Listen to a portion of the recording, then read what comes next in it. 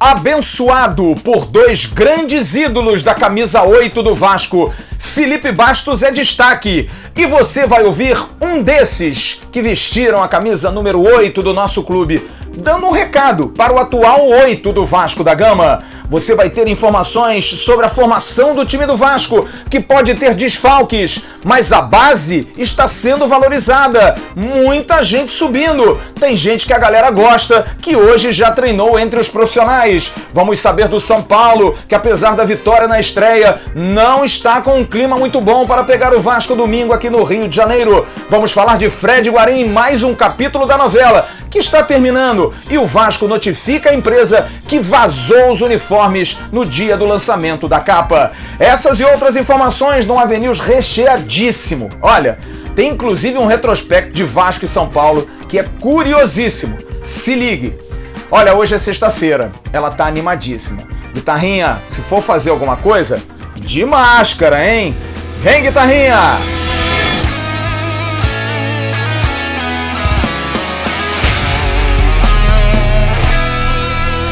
Alô, turma! Um grande abraço, um abraço gigante a todos vocês ligados no canal Atenção Vascaínos.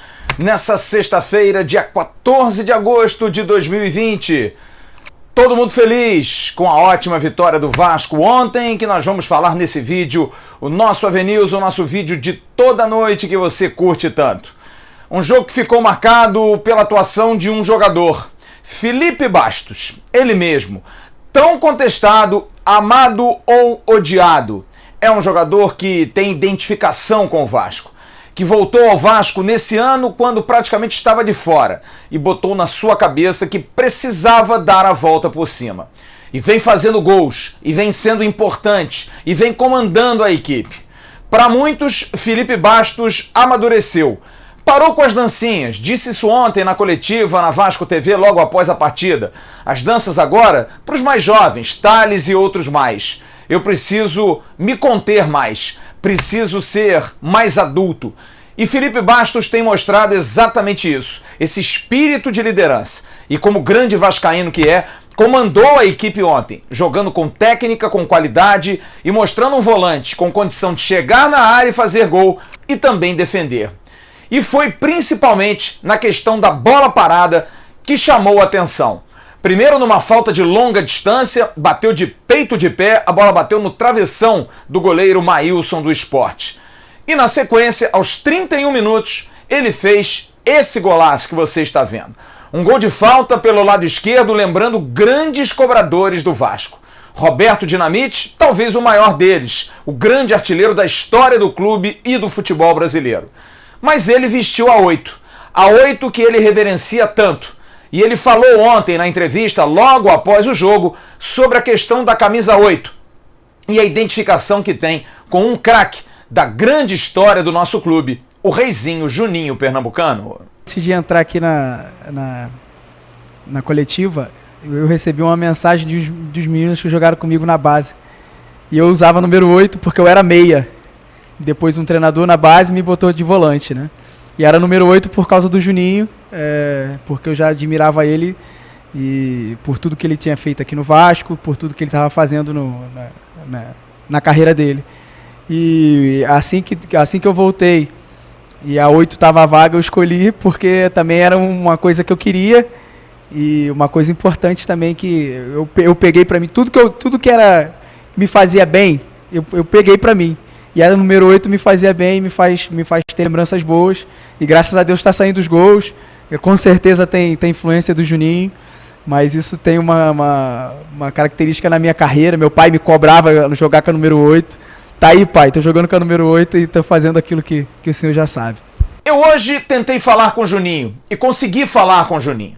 Juninho está em Portugal. Pela Champions League, joga amanhã uma partida muito importante com o seu Lyon contra o Manchester City.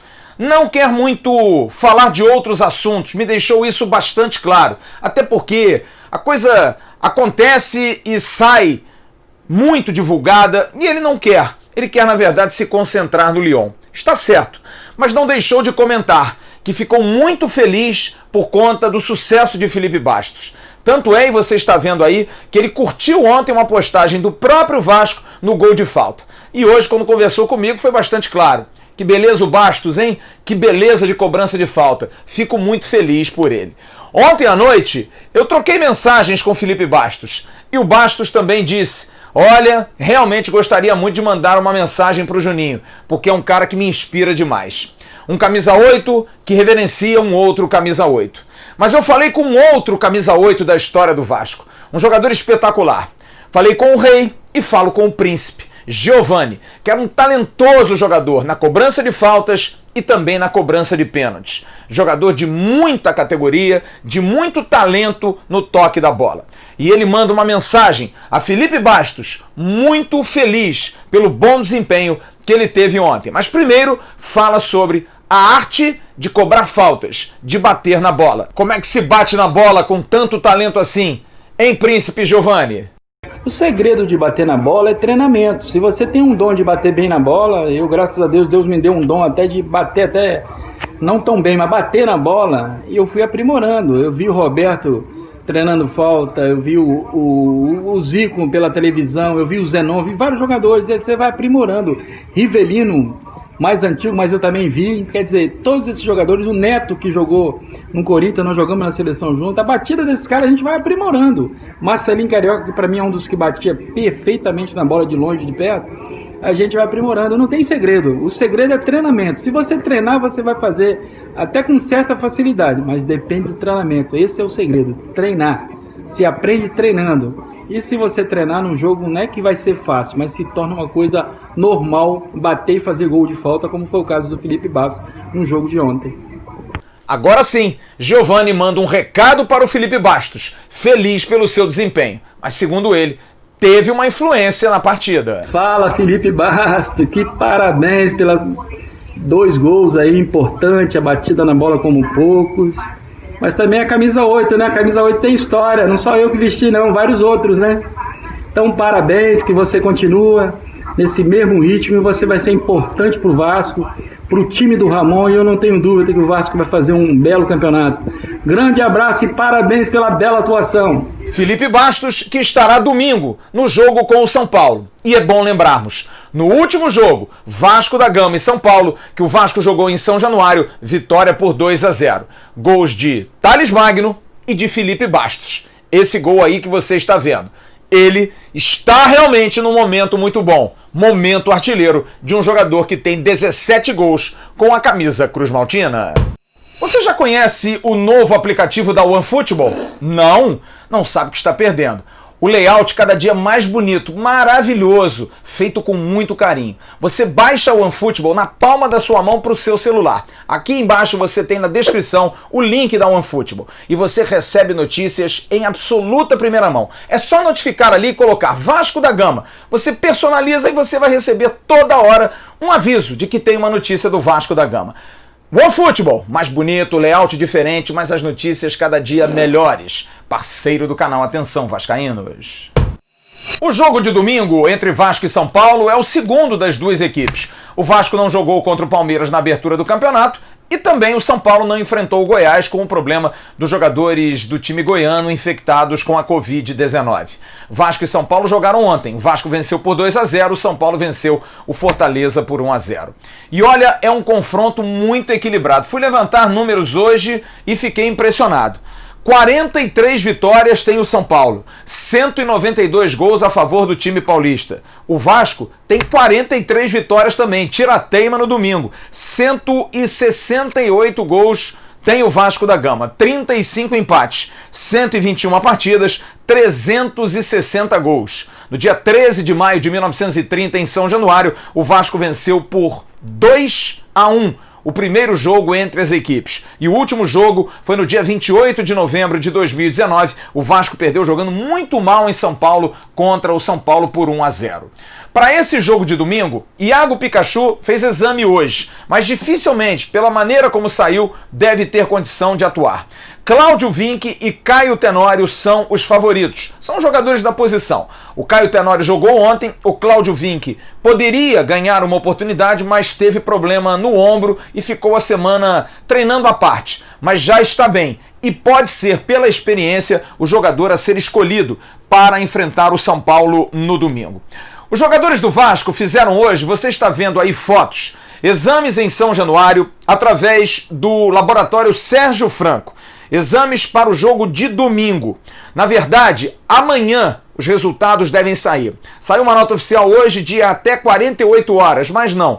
O Vasco e os demais clubes conseguiram mudar um pouco o protocolo da CBF em relação à questão de fazer somente no Hospital Albert Einstein, que demorava às vezes 2 dias e saiu o resultado no dia. Agora não. Os clubes têm os seus próprios laboratórios renomados, como o Sérgio Franco, por exemplo, e agora podem fazer. A tendência é que amanhã os resultados de hoje já possam sair. Mas, no caso, o protocolo da CBF está muito mais rígido. Jogadores e comissão fizeram hoje o exame padrão ouro, o PCR, para o diagnóstico. Segunda nota, como eu disse, 48 horas, mas amanhã esses resultados já devem estar ok. E os médicos do Vasco acham esse exame muito importante por conta do que aconteceu com o Bruno César. Se ninguém estiver infectado, somente o Bruno César. E aí o Vasco pode ter realmente um número muito bom, porque o Bruno César estará recuperado semana que vem e ninguém mais estará acometido dessa terrível doença. Mas amanhã os jogadores devem fazer novos exames.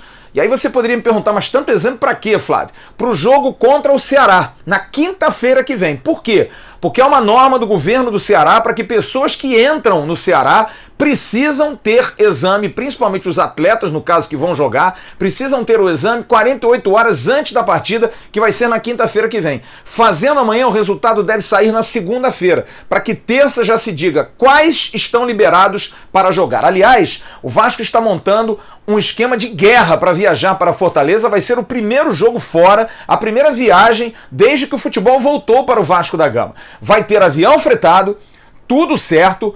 Os jogadores sairão com um ônibus direto para a pista. Na pista entrarão no avião todas as pessoas da tripulação, todo receptivo em Fortaleza, todos testados, ninguém diferente.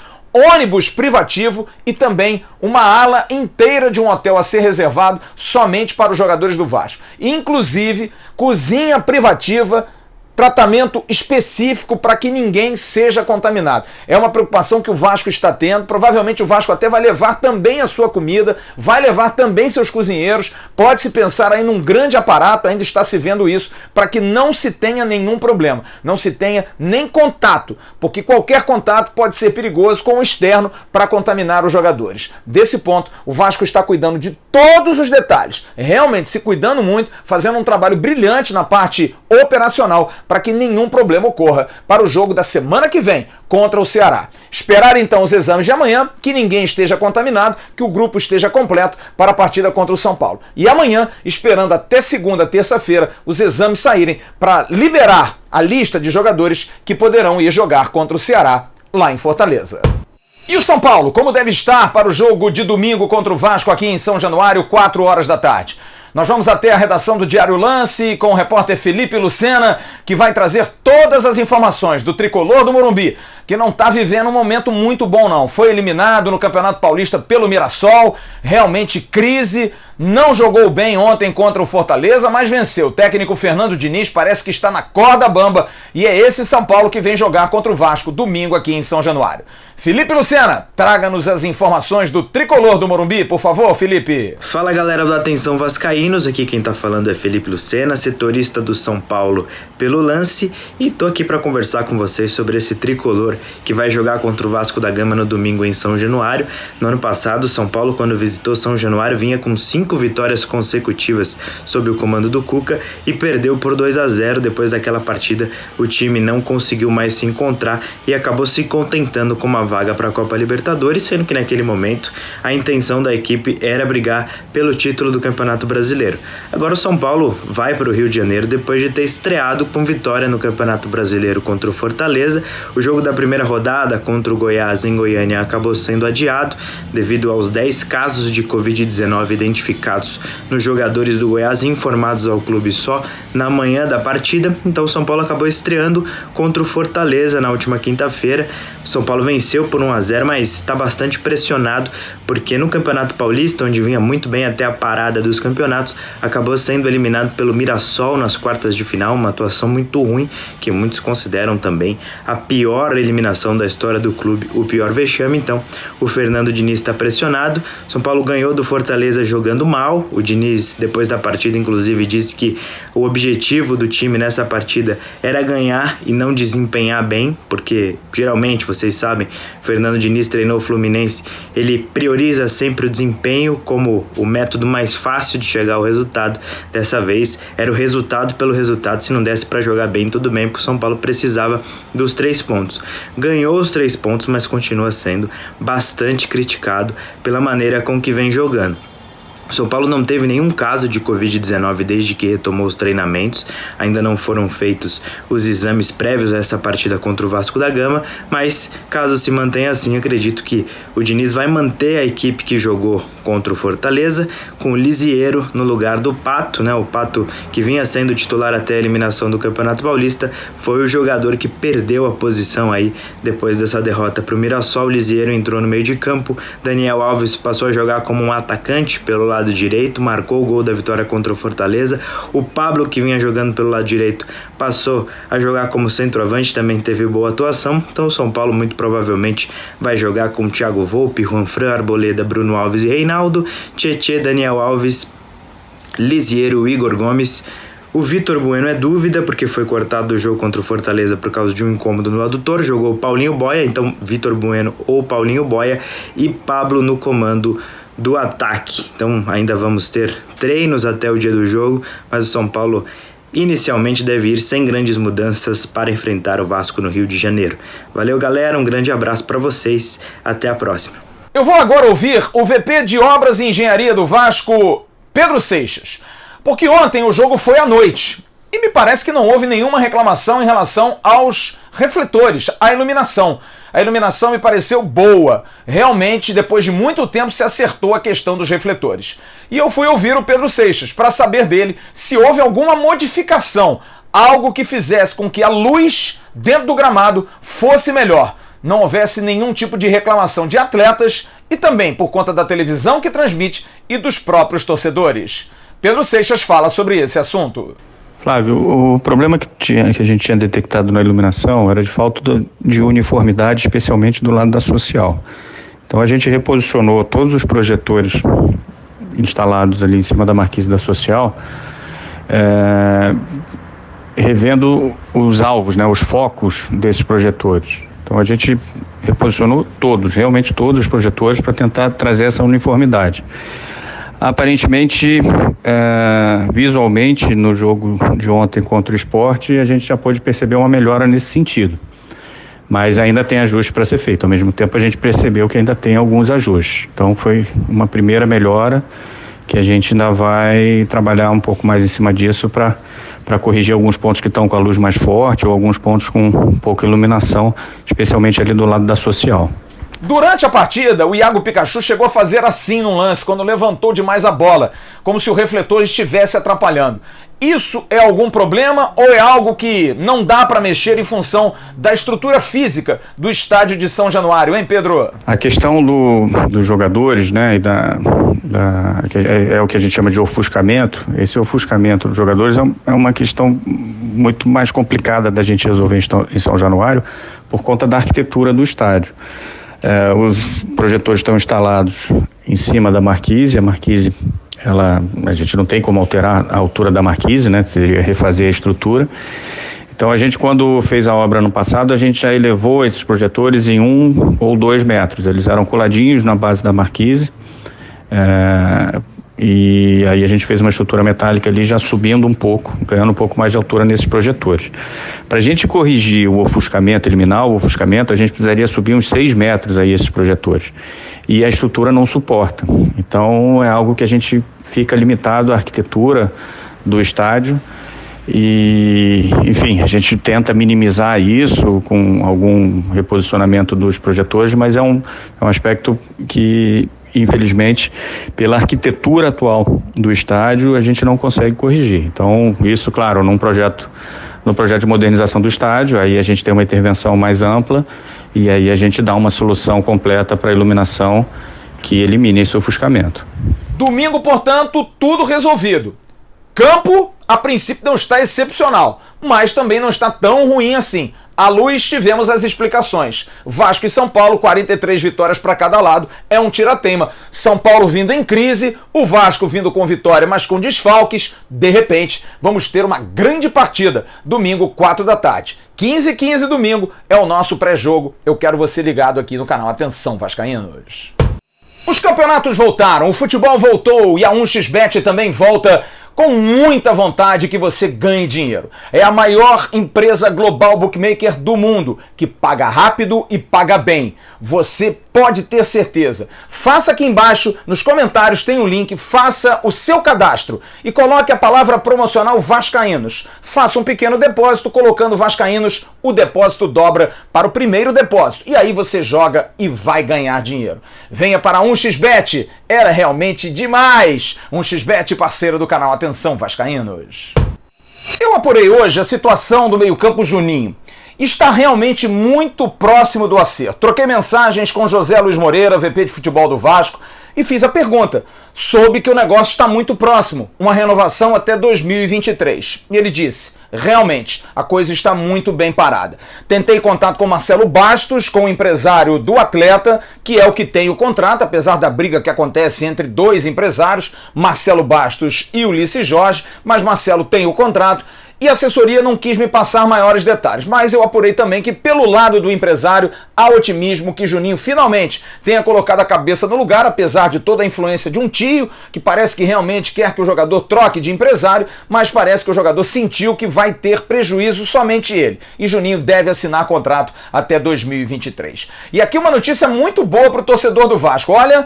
O técnico Ramon Menezes subiu essa semana e hoje completou 4 jogadores da base. Hoje completou com Caio Lopes e João Pedro. Os dois subiram. Quem também treinou hoje entre os profissionais, o lateral direito Natan. Os 3, além de MT. MT é um jogador de meio de campo, também atacante, mas treinou uma parte apenas durante a semana. Mas hoje Natan, Caio Lopes e João Pedro estavam entre os profissionais. São jogadores que o torcedor do Vasco acredita muito, principalmente João Pedro e Caio Lopes, e os dois agora estão, ao que parece, sendo aproveitados pelo técnico Ramon, que vem trazendo muita galera da base para poder ajudar na equipe profissional. De repente, pode pintar uma oportunidade para eles.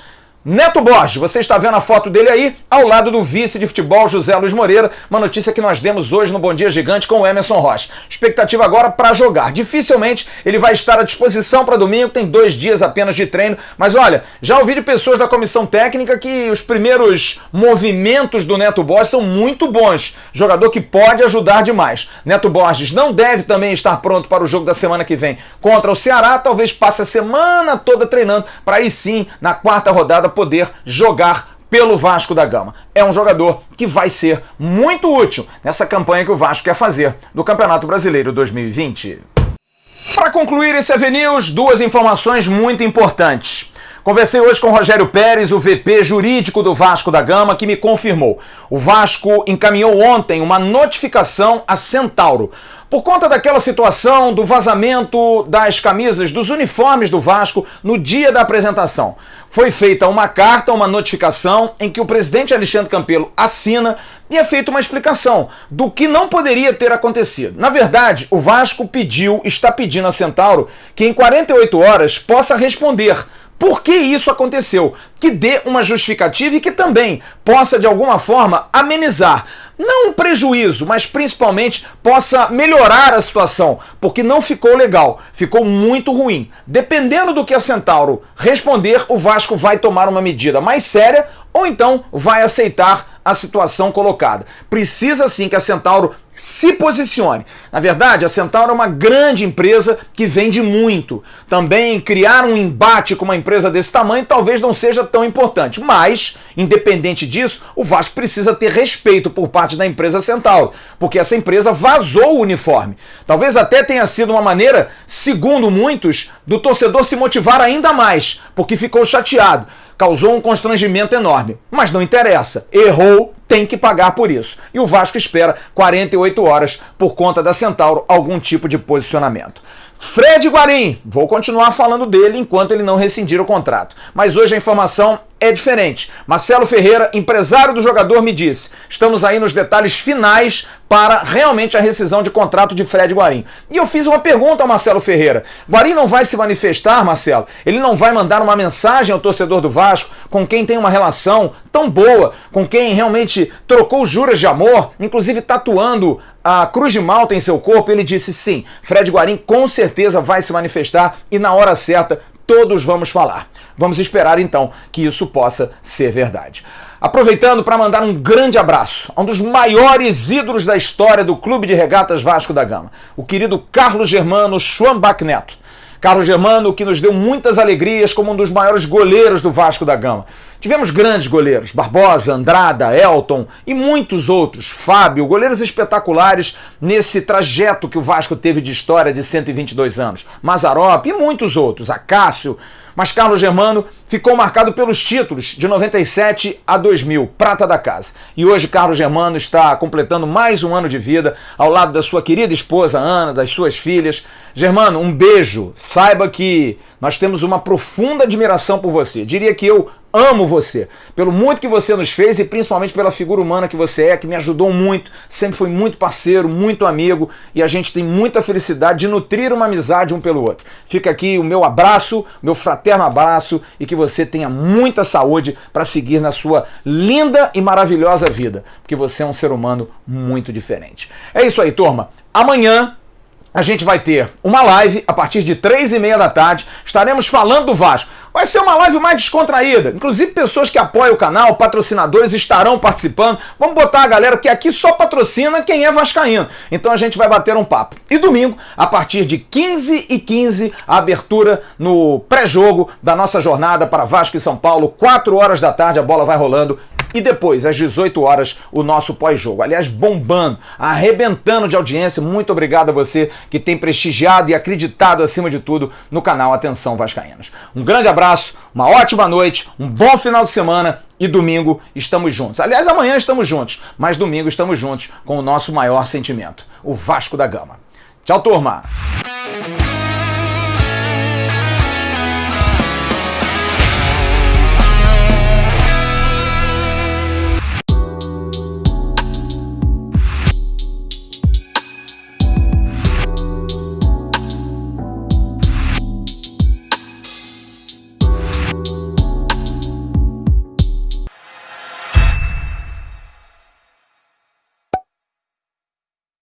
Atenção, vascaínos, ao Vasco nada! Tudo! Então como é que é? Casaca!